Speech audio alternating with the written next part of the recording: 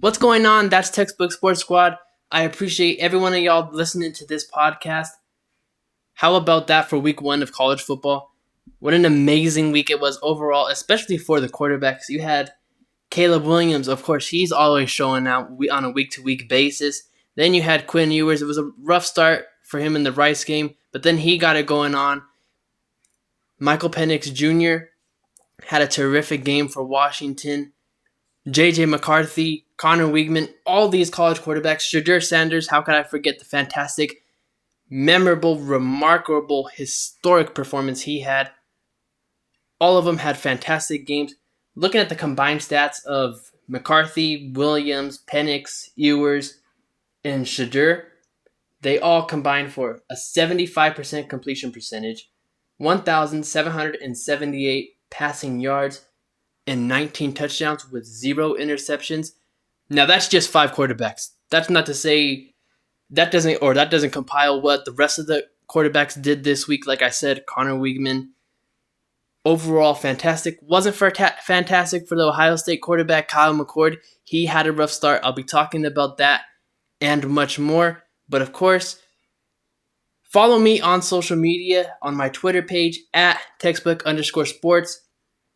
And follow me on my YouTube and Spotify accounts.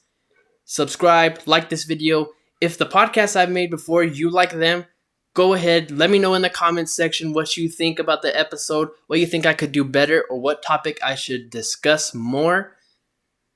And yeah, like I said, follow me on social media. We've got another great episode today, and episodes coming forward now that the NFL season is only a couple days away. Thursday, September 7th, we have NFL football for the very first time. It is amazing. And of course, as y'all know, that's textbook.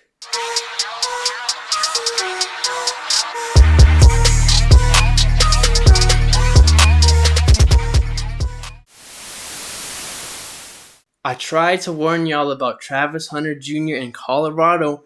Yes, in early August, I said Travis Hunter Jr., that's my vote to win the Heisman.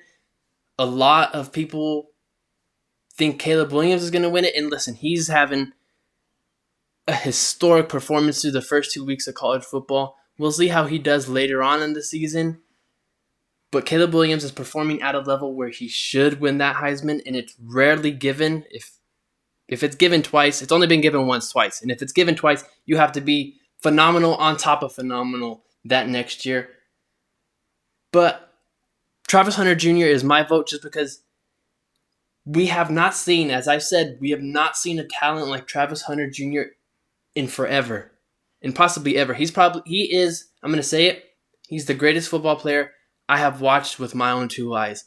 Watching him in high school when he was in Georgia, he was fantastic, playing both sides of the ball. You see that potential he has to be a cornerback 1, a wide receiver 1. And not only is he a playmaker, but he's that guy when you need something special to happen, he will make a special play. Like on that long third down, Shedeur Sanders tosses him a go ball down the seam. Travis Hunter Jr., he's about 80 to 95% covered. Still somehow comes down with the grab. That keeps that drive alive. They go down, score a touchdown, get ahead. And then that interception that was just in fantastic instincts. I mean, the back is going on a wheel route. Travis Hunter Jr., he's in zone coverage. He's playing the slot, but he knows that he has help inside. So what does he do? He reads the quarterback's eyes, has great change of direction, makes a fantastic play on the football. TCU could have scored, gone up. Instead, it's an interception. Denies TCU of getting any points on the board. He's just that type of talent, and it's unique that he has this skill set, and his coach now, Coach Prime, did have that skill set. But as I mentioned, he is an athlete I don't think we'll ever see. The best football player I've seen with my own eyes, without a doubt. And then speaking on Colorado, I tried to warn y'all, Coach Prime knows football. Yeah, he told some of these kids, pack your bags, because you know what? I got a bag of Louis or whatever. He's got a bag of goods. And he sure did keep that promise. He delivered Now, TCU, they are a team, a program that played in the national championship last year. Of course, they got the break speed off them by Georgia. And you didn't keep that same team, but it's still a good team nonetheless. And a lot of people's expectations for Colorado is Coach Prime's not going to do that in 1 year. You can't just build the program through the transfer portal. Well, that may have been 5 years ago. But now with the transfer portal, any team, an NIL, any team can make that type of progress in 1 year. And Coach Prime knows talent. You see it with the running back who I can't believe some people are forgetting the type of performance he had in that game. What was it? He had like 5 total touchdowns. It might have been like 3 receiving, 2 rushing. As a freshman, Coach Prime knew him when he was younger. I guess that's the story that Joel Klatt had said on air on the broadcast. Coach Prime knew Dylan, said, "You're going to be an NFL running back." And he looked every part of it. He's got receiving ability, running ability, good patience. And on that 4th down conversion, what really impressed me was his pace and the tempo he has, and that next gear that he can go to just zoom by defenders as he tightrope the sideline. Fantastic for Colorado. Now they do have Nebraska, and we saw how Nebraska looked against Minnesota. Only put, I believe 10 points. Looked pretty mediocre to say the least, and that's putting it lightly. Colorado, they do have USC, but you look at the rest of the schedule and compare it to what type of talent TCU had and how good of a football team they are. How Colorado was able to go back and forth with them, the type of schemes they were getting for Shadur. Now, Shadur was also dropping dimes too, especially on the deep ball. He was surgical. But I think Colorado is a team, here's another hot take for them, that I think can make noise in the playoffs. Now, they may go 10-2, but if they go 10-2 as to how they were last year, that's amazing. And if Travis keeps doing what he does and they go 10-2, they beat USC. I know that's going to be a game probably going to get changed to primetime, ABC. Going to be the most hyped college football game of the year, definitely. But I think Colorado is a team you need to watch out for that can make some noise in the college football playoff. Not necessarily sneak in, but make noise for sure. Now, speaking of the most hyped college football game of the year, we all had our calendars marked for it beginning of the season when we saw the schedule. LSU versus FSU.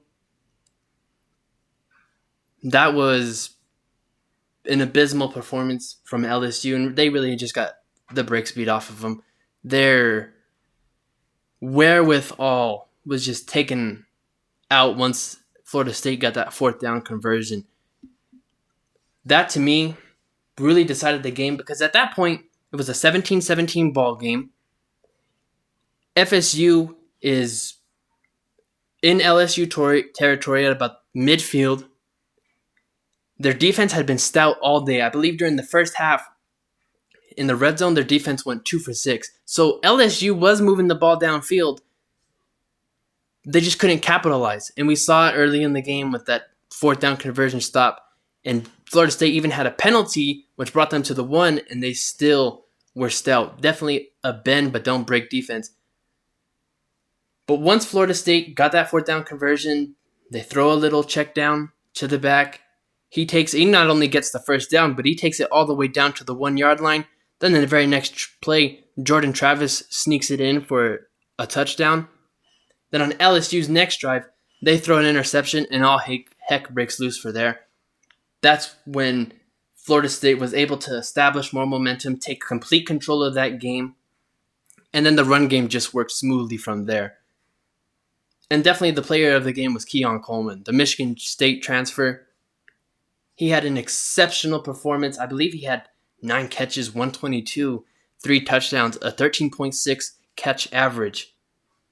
And at 6'4" on his first touchdown, when I saw him take that slant and wiggle by the defender, to have that type of yard after catch ability and wiggle at 6'4", and not only that, but you're a receiver that at that size that has phenomenal ball skills, obviously wins every contested catch situation. He is looking like a player that's probably going to be, not probably going to be, but definitely will be the second best wide receiver in the class. I know we have Marvin Harrison Jr., and I'll get into later about his performance in Ohio State.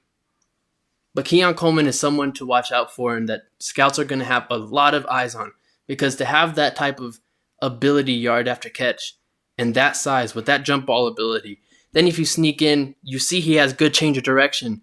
So if you sneak in a couple route running skills in there, he's going to be someone to keep an eye on, or not keep an eye on. You should already know about him, but he's going to be a phenomenal player to watch. Now, reverting back to the game of LSU and FSU, or a lack of game it was in the second half, either team could have lost that football game and still made it into the college football playoff, or had a very good chance of making it in.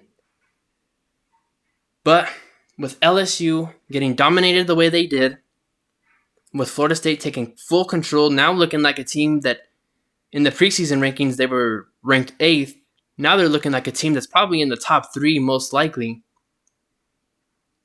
It's going to be an uphill battle for LSU, considering that they are in the SEC. You're most likely, not most likely, but you're definitely going to have to face Alabama. And then if you somehow, some way do make it to the SEC championship game, you're most likely going to have to face Georgia. So you have 2 monsters you got to slay. And then your resume has to be perfect from there on out. Because let's say LSU does do that, they win out, let's just say. And the committee's looking at it. You've got Florida State, they're making their case. Then Georgia's making their case. And then we'll plop in another team, whichever team you want, Texas, USC, Ohio State, whichever team. The committee is going to look back at that Florida State game. If LSU is, come selection day, on the outside looking in, they're going to look at that game, look at the point differential, and say, you know what? We can't give this team a bid considering how they looked. We're going to give such and such team a bid. So they've got an uphill battle to climb. And then for Florida State, it should be easy. It should be a cakewalk. The only team that's going to beat Florida State or hinder their playoff chances is Florida State. We watched what Clemson did last night, and they looked flat out terrible.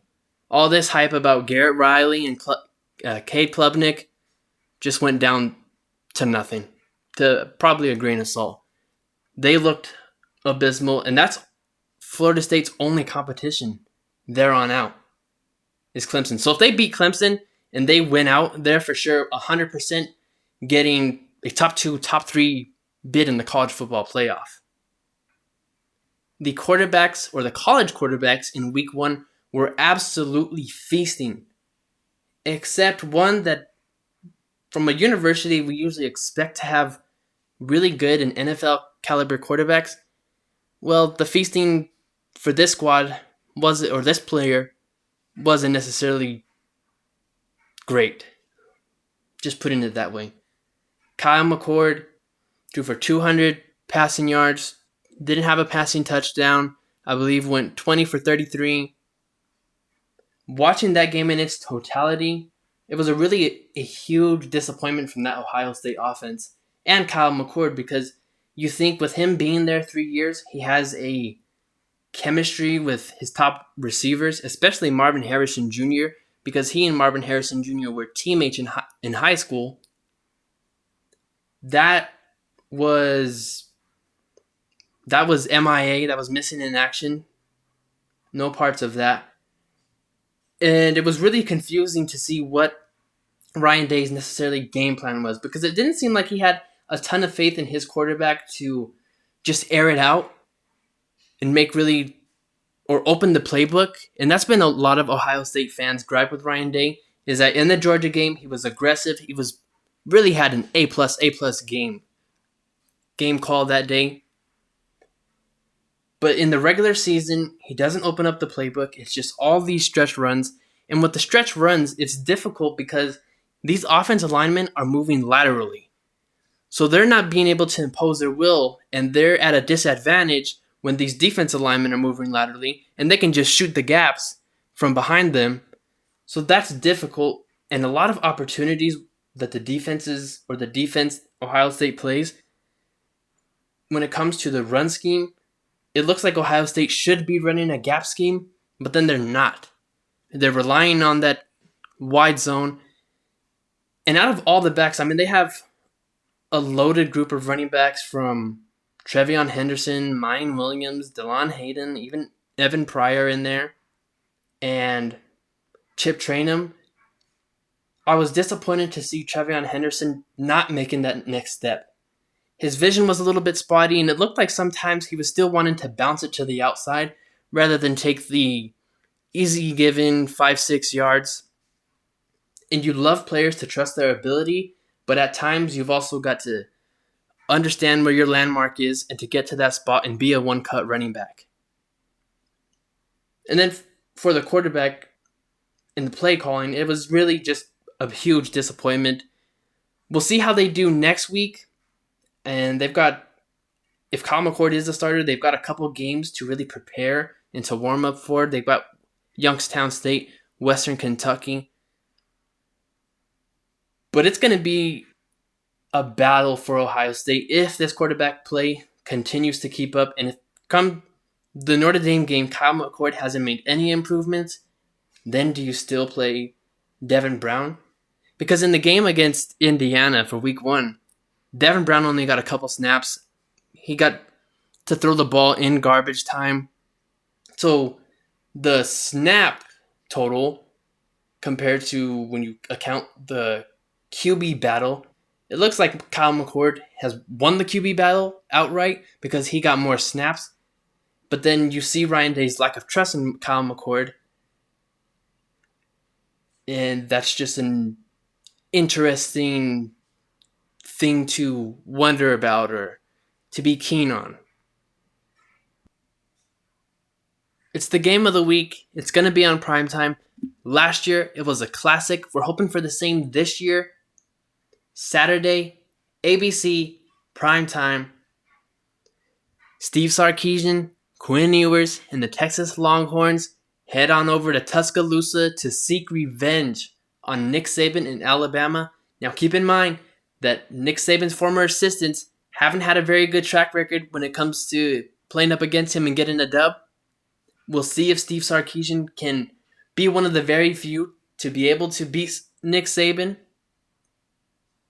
And I think Texas can.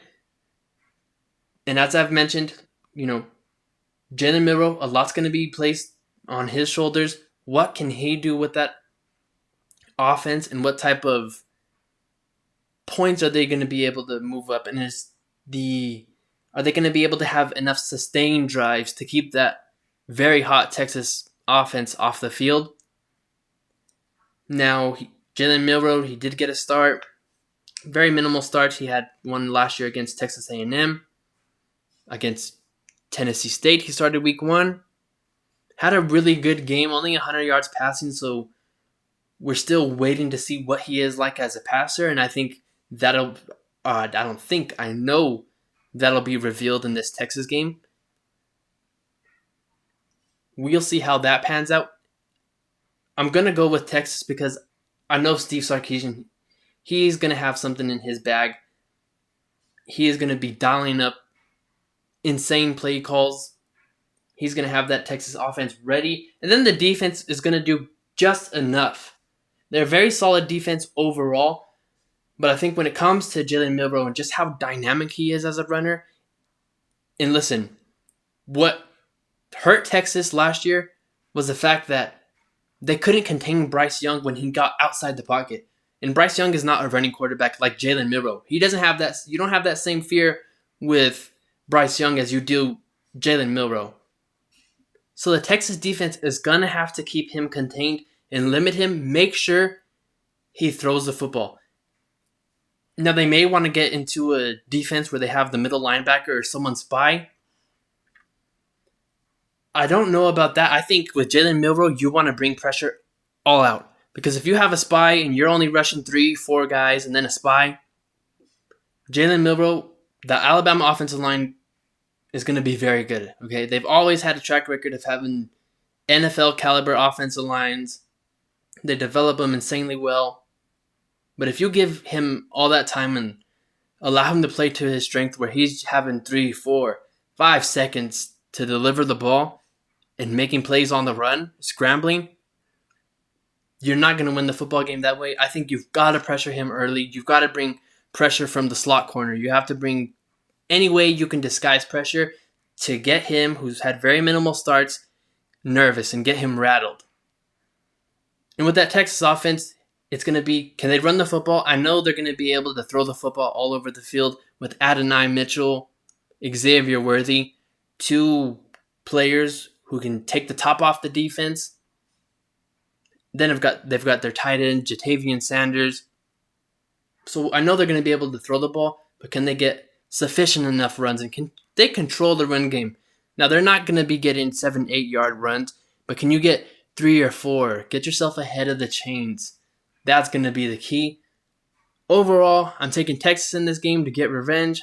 I believe in what Steve Sarkisian is going to do. I know he's going to have something dialed up for Alabama and Nick Saban. He's been foaming out the mouth to get this matchup again. He's got it, and I think he takes advantage of it. Chiefs head coach Andy Reid has came out and told the media that star tight end Travis Kelce has hyperextended his knee and his status for Thursday's game against the Lions is uncertain. Should Kansas City panic? Should they worry? I don't think so. Listen, if Kansas City loses this game, it's like, oh, okay, all right. This is a very good Detroit Lions team. All they have receiving-wise for a weapon is Kelce, so if he's not going to be able to play, it's going to be interesting to see who Kansas City relies on, or is it just going to be kind of like last year where Mahomes is just mixing the ball around, but of course it's not going to be the heavy dose of Kelce if he's not in the game. I don't think Kansas City should worry, but I do think and I do believe in this Detroit Lions defense. Last year they were statistically one of the worst defenses, but I think the statistics don't do it justice as to what you saw on film and what you saw with the eye test, because they had that's a very young defense. They had 2 rookie edge rushers who were led rookies in sacks in James Houston, Aiden Hutchinson. I expect them to have another huge year and to leap. Then you have Isaiah Buggs on the interior of that defensive line, and they have a collection of interior defensive linemen who get pressure on the quarterback and make it easier for those 2 edge rushers to collapse the pocket. They did improve their defense in terms of the secondary. They got Cam Sutton, reliable corner. Then they also got Chauncey Gardner-Johnson. There we go. They got him. He's going to be a key piece to that defense and a really valuable asset to them. So I do expect this defense to improve. And listen, I expected even with Kelce in the lineup, they're going to make Mahomes' life really hard, especially with Jack Campbell. So they're going to be an interesting test for the Kansas City offense, but I don't think they should worry. If I was Andy Reid, I don't play him this game. You don't want to risk him for the rest of the season. And listen, you're in a tough AFC where every game is going to count and every game is going to matter, so you do want to have him on that field.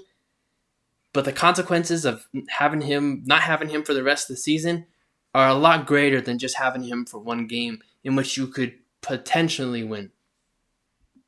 Now on this podcast, I'm going to be doing a new thing, and that's where I'll be each week.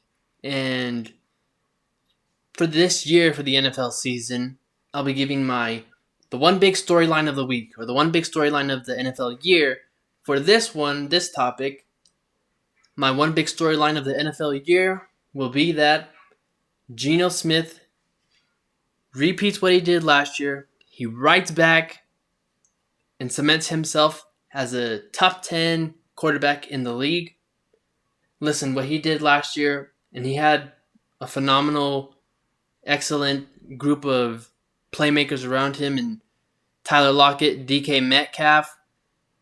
They've also got young talent on that offense, 2 stud tackles that performed really well in their rookie year, and Abraham Lucas, Charles Cross, Kenneth Walker had a great the running back had a great season. And then you add on they had Zach Charbonnet, who's a great complement to Kenneth Walker. They improved the interior of their offensive line because that was the group last year that really gave them a lot of fits.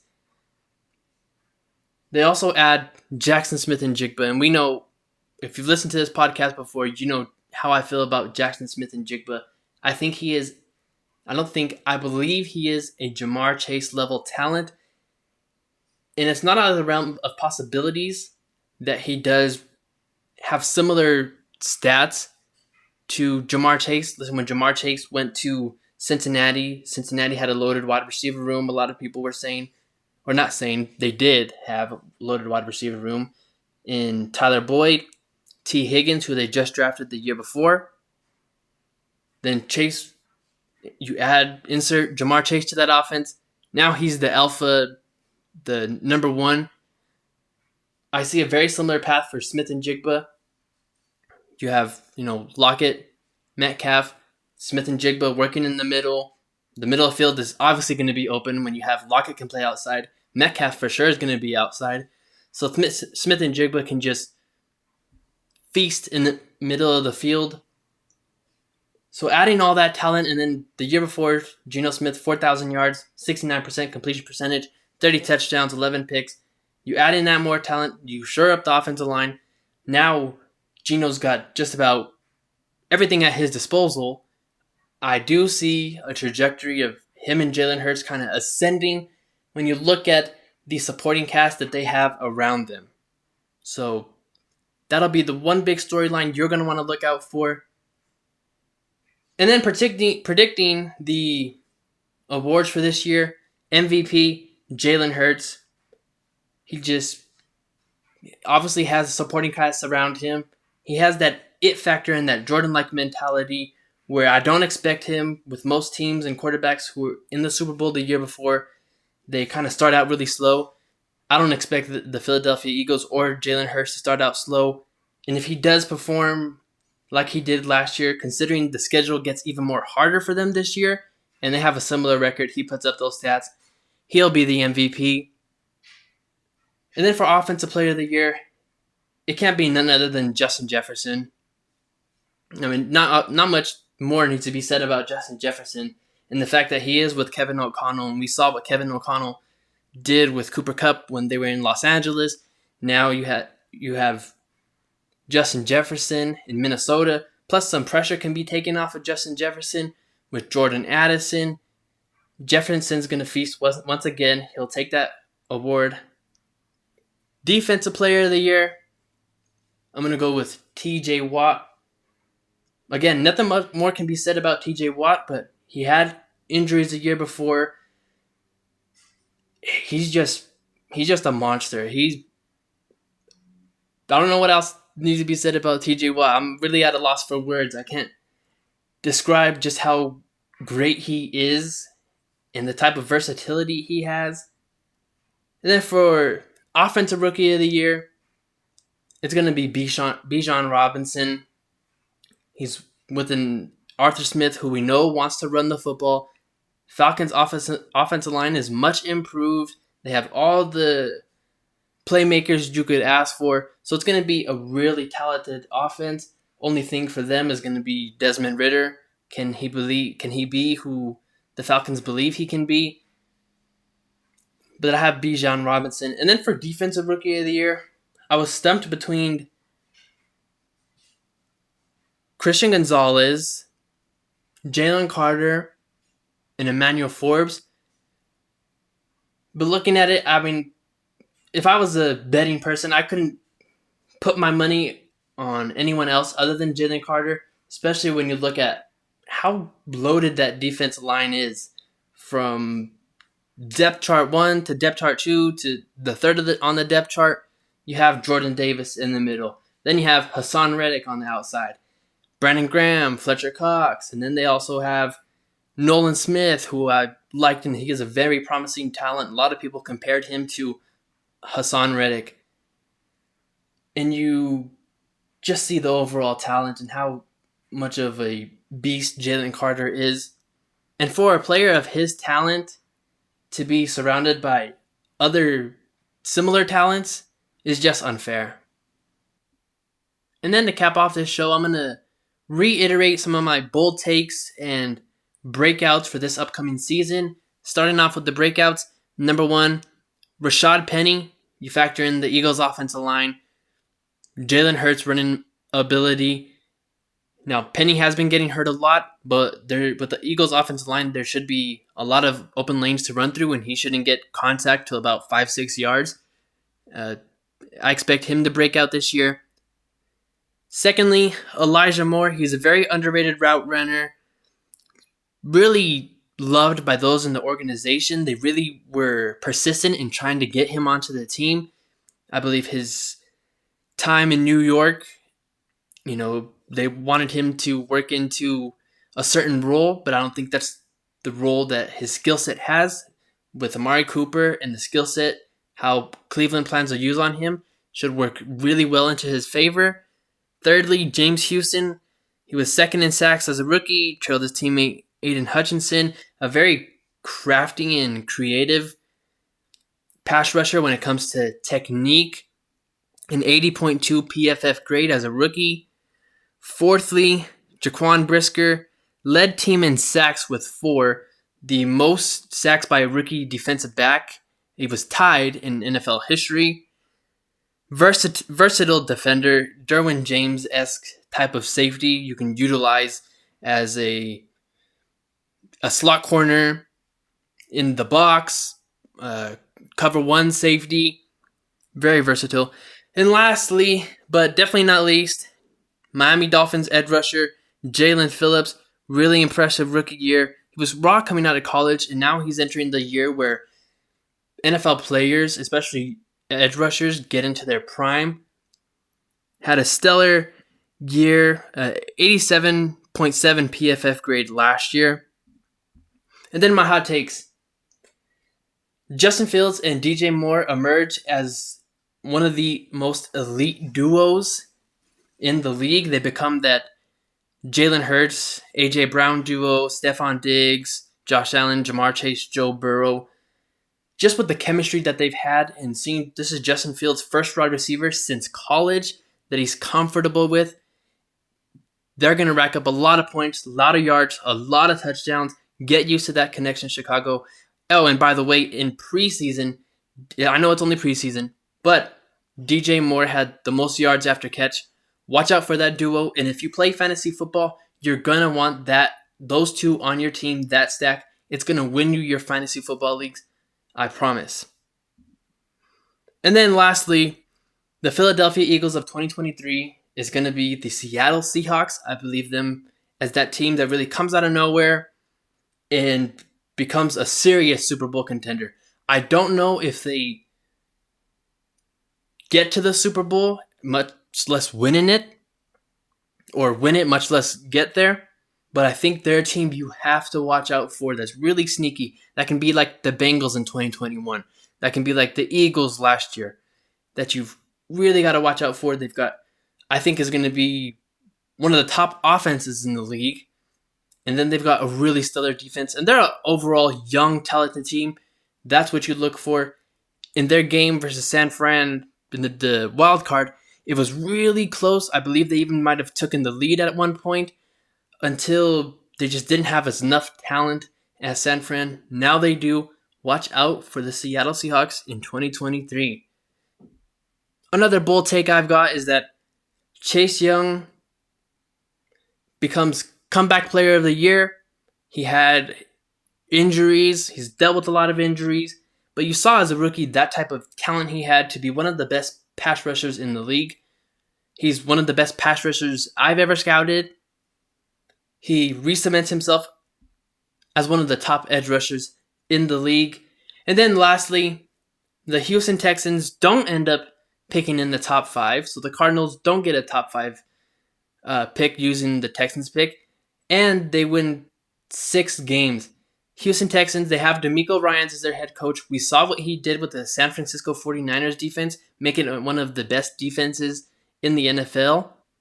He is going to have that young, talented defense featuring Derek Stingley, Jalen Petrie, Will Anderson. He's going to have that defense ready to go on a week-to-week basis. It's going to be about that offense. Can they muster enough points and keep enough sustained drives to keep the defense on the sideline and get some rest? Going to be a rocky start for CJ Stroud, but I believe around week 8 to week 10, he gets into a rhythm and that offense takes off to another level. That concludes my bold takes for the NFL upcoming season, and that concludes this podcast episode.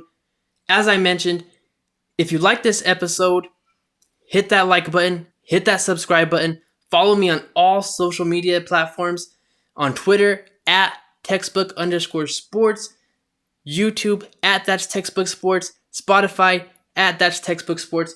Follow me on all social medias. I appreciate my audience, my viewers, and their participation in helping me create this podcast. So if you have any suggestions, comments, concerns, you want to debate me on any topic, I'm here for it. Like I said, I appreciate my audience and your participation in this podcast. Like this video, hit that subscribe button, and then be a friend and tell a friend. Share this video, this podcast out to everyone who loves football in general. Appreciate y'all. Have a fantastic day. God bless. Take care. And until next time,